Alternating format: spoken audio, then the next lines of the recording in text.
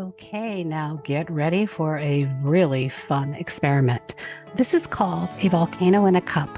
Instead of building a mountain, we're going to use a cup to act as the crater of the mountain. So, first things first.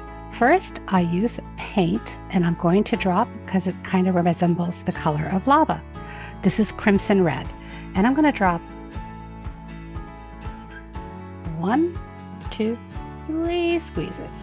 Okay, so that's going to be the color of the lava.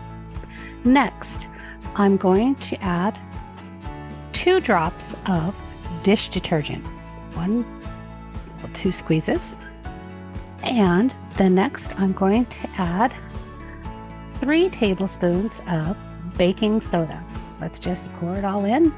1, 2, 3. As you see, this is how I measure. I like it to explode.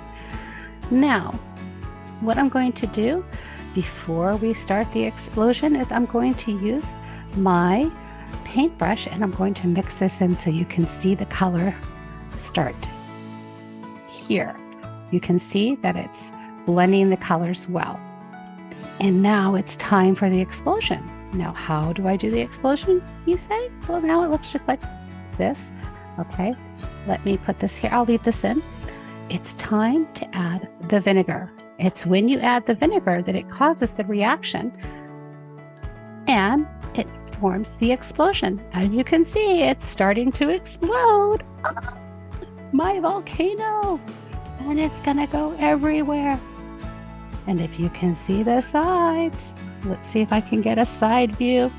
Ooh, look at the volcano explode. Let's get this good side view. Wow! It's going everywhere.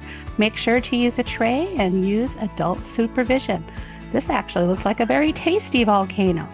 So this is called Volcano in a Cup. I hope you enjoyed. Thanks for watching.